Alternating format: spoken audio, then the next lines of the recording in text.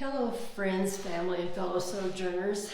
I hope this feedback isn't more than you can bear. I'm vlogging in a solarium.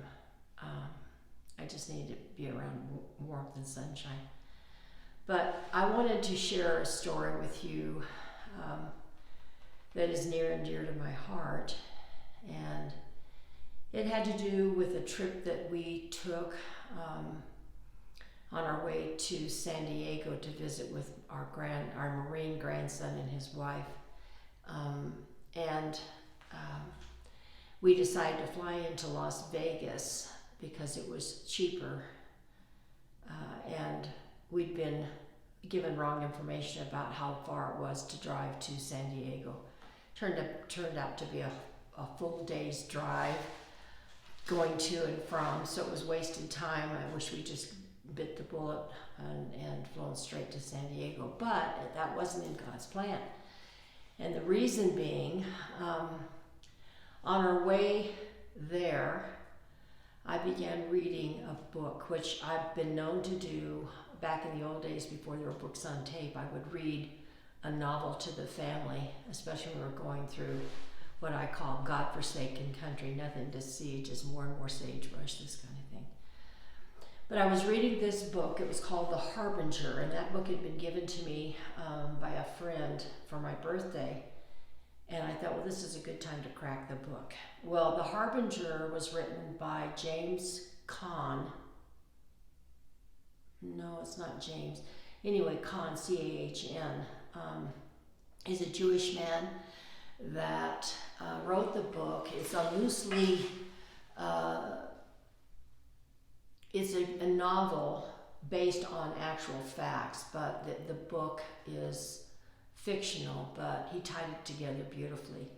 And it had to do with Israel and how there was a foretelling that Israel would be destroyed, and the biblical truths behind that.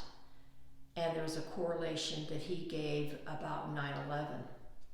Now, since my husband is a firefighter, and the day of 9/11, I knew that every man and woman that was going up those stairs was not going to make it in time.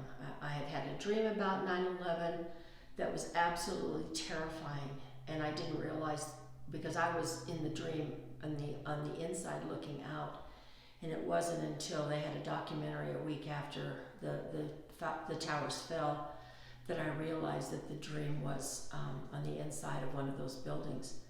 So 9/11, with it being the firefighter situation, and my husband was working that day, and so there was more terror, not knowing whether they were going to strike Colorado Springs because of our association with NORAD and so many military bases. I just didn't know. So anyway, that was horrifying in that regard. So in the book, as I'm reading to him, it began talking about the association and the similarities with the terror attack and the buildings, and how it was a fulfillment of prophecy, just as it was in the destruction of Israel. So as I'm reading it and getting very deeply into it emotionally, as we were driving, you'll never guess what we saw. Out in the middle of nowhere was this memorial to 9/11.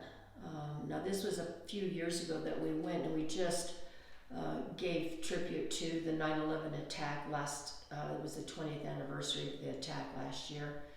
And here was this monument that this person had laid out in the desert to keep us in mind of what 9/11 symbolized. It was a nation that came together, and I must say, nowadays we need something that will shake us out of our complacency and draw us back to the Lord, because every facet of our society has been impacted by greed and power and lies and deception, and I don't know how you feel about that, but that's my take on it.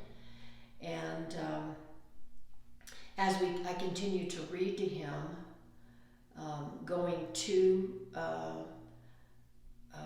San Diego and driving back from, and then I ended the book came to the end of the book as our flight was just returning back to Colorado Springs. So it was thought-provoking. It was strange in some of the similarities, and I just know that it was God's timing, that I was meant to read that book that day, so that when we came across that memorial, it would show that God was still directing us to pay attention to signs and wonders. So anyway, I hope you enjoyed this vlog. It is heartfelt, it is sombering, and I just wanted you to be aware of one more of signs that I've seen in my Christian walk with Him. And I hope you too are paying attention to signs and wonders.